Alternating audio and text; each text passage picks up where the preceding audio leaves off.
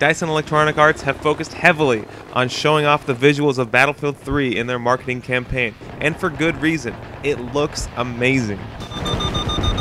Objective has been neutralized.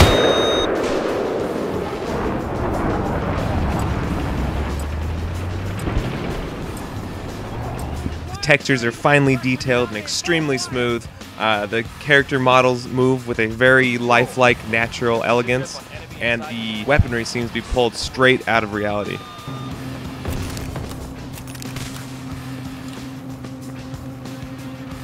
Where Battlefield 3 truly shines, though, is in its lighting effects, and each individual source of light casts shadows and illuminates objects in the world in a natural way. It's really a sight to behold. What was that? Someone needs to tell the OD to blow those ammo dumps further away. As you'll see in this video, the rockets will illuminate the world around it as it's flying through. This is a dynamic lighting as well. It changes depending on what objects are in the way. It changes depending on where shadows are being cast. All of that changes dynamically, even in that quick propulsion of the rocket. All of that changes. It's very impressive. One thing I'm disappointed with in the Frostbite 2 engine is the lack of open-ended destructibility. In Battlefield Bad Company 2, you can destroy pretty much every building in its entirety, you can take down every tree, you can destroy almost every fence. In Battlefield 3, things are a lot more scripted, and it makes sense from a gameplay point of view, but a part of me misses that open-world destruction where I would just launch grenades at a building until it just topples, and that feeling of satisfaction is something that's lacking here. That said, there are plenty of things that can be destroyed. There are plenty of things that will crumble under the weight of an attack. It's just not quite as much as I would have preferred.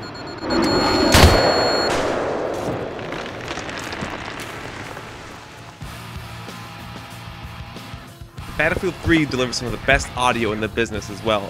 DICE has proven with their 2008 title Mirror's Edge, which is vastly underrated by the way, that using sound to create tension and to create drama is just as important as great visuals or great gameplay, and they really show it again here in Battlefield 3. Bullets will whiz by your head and jets will scream by. Explosions will mute the world around you, and it's similar to the way the movie Saving Private Ryan does.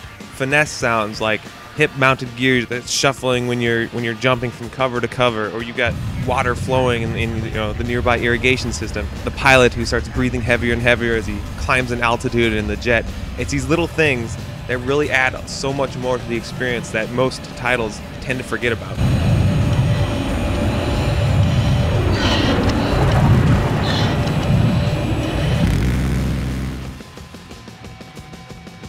When you first start out, driving tanks and jeeps and other land-based vehicles are simple enough. You've done it before. Many games have done it just as well, and it'll feel natural to you at first. But once you start taking to the air with the jets and especially the helicopters, you'll be finding yourself having a lot of problems, even with the most basic of navigation, if you've never flown in a Battlefield title before.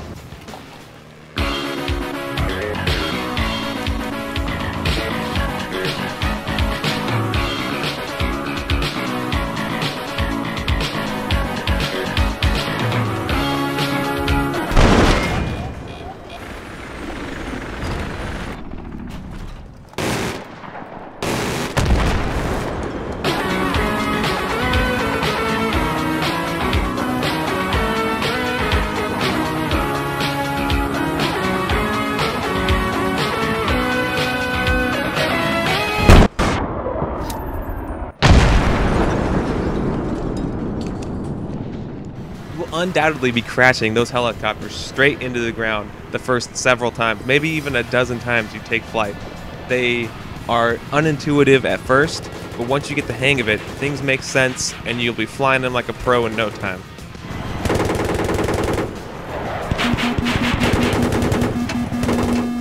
Flying jets is simple enough. Cruising speed is maintained automatically by the game, which makes things a lot easier.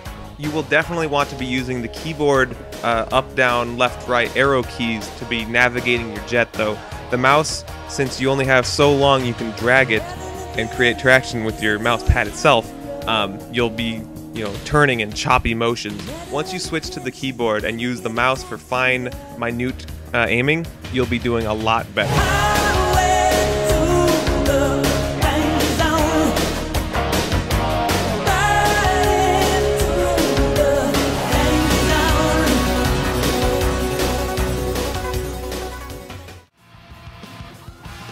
The single-player campaign is one of the least inspired campaigns I've played in a long time.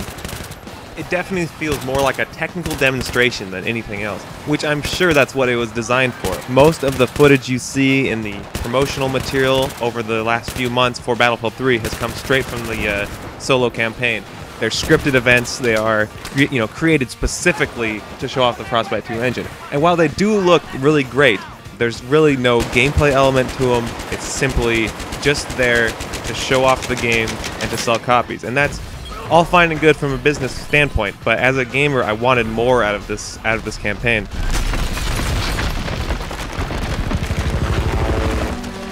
Single player is full of cliches that have been run over and over again, that have just been ground into the ground.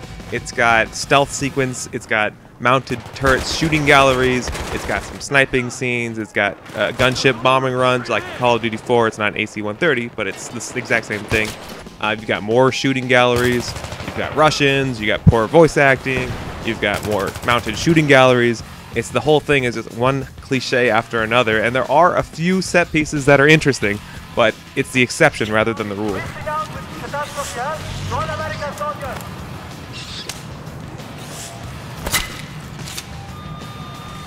If you plan on buying Battlefield 3 for its single-player experience, you're doing it wrong. It would be like ordering filet mignon at a restaurant just to get that potato salad it comes with.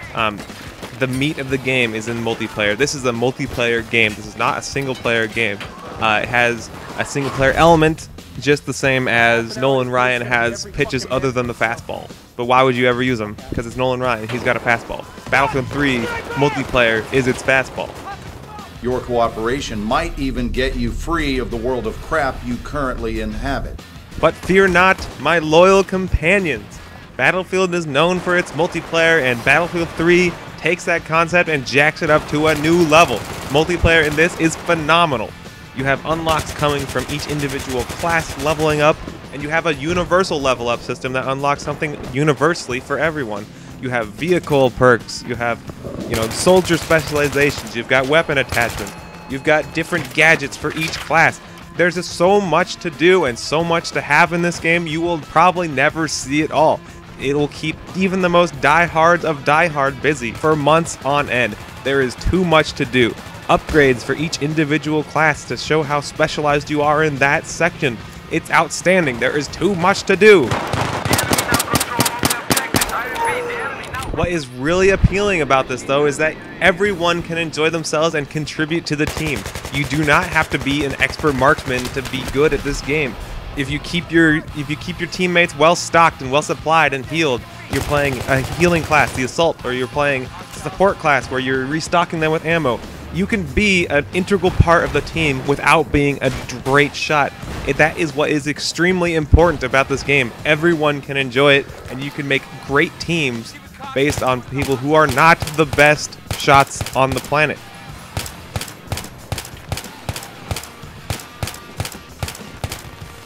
The way Battlefield 3 encourages teamwork and doesn't force it upon you is much appreciated.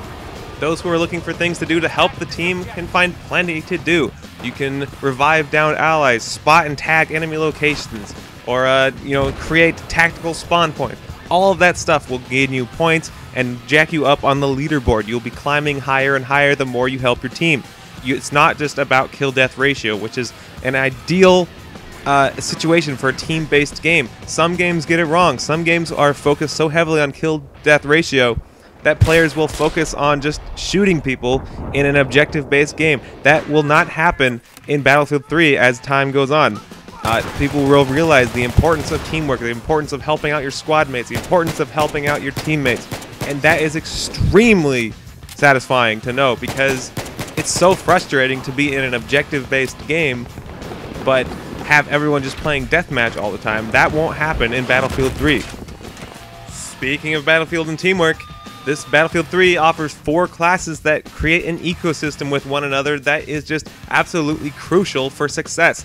You have one class who is great at dishing damage but can't spot enemies. That's where the Recon comes in. Recon can spot enemies but has a tough time taking them down. That's where Assault comes in. Assault has a bad time taking enemies out from afar, and that's where Recon helps them. It's all a great thing. The engineers will take out the tanks that are giving the Assault class troubles. This kind of thing works out in such a way that you must know everyone's role, and everyone, well, if they follow their role properly, you have all of your bases covered, and it just creates this dynamic between the team that just everyone helps each other, and it's absolutely brilliant. And it's the way it's implemented. It's been done before, but the way it's implemented in Battlefield 3 is just very sound, very good, very smooth, and very well executed. The problem I have with the multiplayer is that some of the crucial specializations are not available from the start. You need countermeasures in your jet to survive, but you do not unlock countermeasures until you've survived and shot down some enemies. You can't shoot down the enemies without the countermeasures. Catch-22, you can't do it. It's just very difficult. Hitting anything in the jet is hard enough on its own, but when you're getting shot down by Stinger missiles every 2 seconds, it's just a frustrating experience. Once you get past that and unlock those flares, it's not so bad, and it's actually pretty damn fun to fly those jets. But until then, it's a very frustrating experience.